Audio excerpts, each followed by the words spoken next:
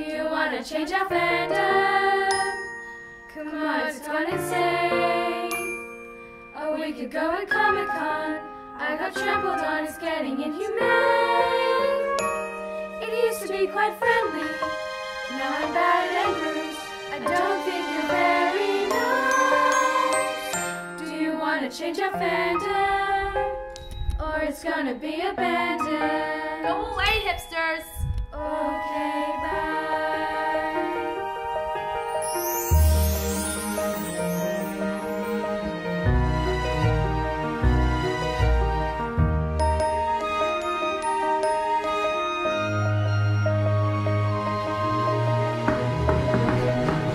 Do you wanna change your fandom?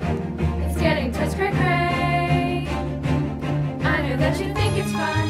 Not the only one, we're scaring them away. Hang in there, pews! Please enjoy stalking and your Tumblr blogs. The fanfics are out of hand.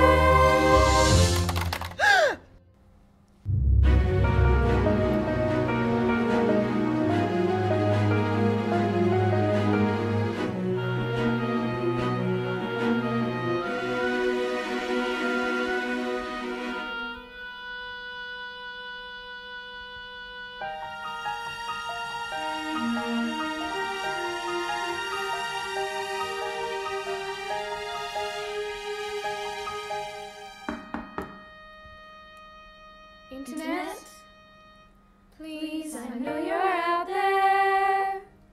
You gotta let me in. I know that you're watching me. My fear is plain to see. Can't let you in. It used to be quite funny. I'd laugh with you, but now I'm trapped inside.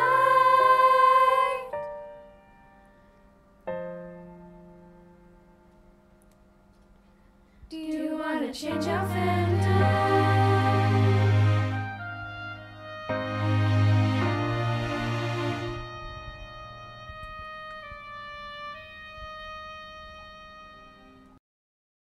Hello humans, that was Do You Want to Change the Fandom, which was written by a group of high schoolers during a short course that my sister runs on Nerds and Fandom. It's kind of this thing where the university hosts courses for any interested high school students. And Raywin runs one, and I help out with it. And we did one earlier on in the year as well that you might have seen. That was the Shrek fanfiction that scarred me for life. And they wrote the song all by themselves without any help from us.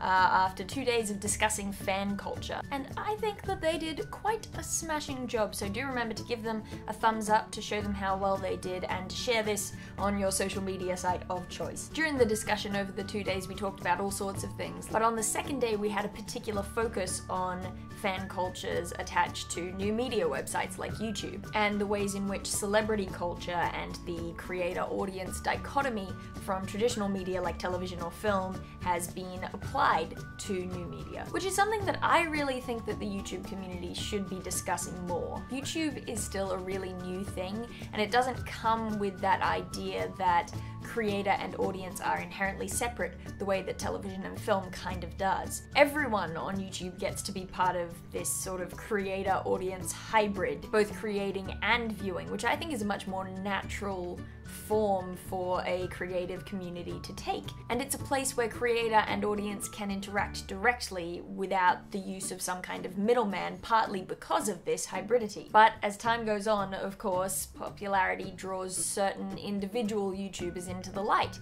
as it always does, and that's perfectly fine. But it does get tricky, because when you admire someone and you see them a lot as a public figure and other people see them and admire them as well, the only experience that we have to draw from as an audience in response to that is from traditional media. And what film and television have taught us as an audience is to sit and to watch from afar, and to turn these people into something that isn't quite human, often making them into this impossible perfection, almost treating them as we would a fictional character. So then when we see them in real life, we scream and we chase them and we try to get photos, and barriers have to be put up and security has to be deployed for their safety. The more we dehumanize YouTubers by treating them the way traditional media audiences treat traditional media celebrities, the more we kind of enforce that imaginary barrier that says creators are over here and the audience members are over there. And the harder it becomes to have those direct interactions that YouTube was made for. The less safe it becomes for those designated as creators, the less likely they are to want to attend conventions like VidCon, and eventually we could wind up in a situation where these roles of creator or audience are set in stone,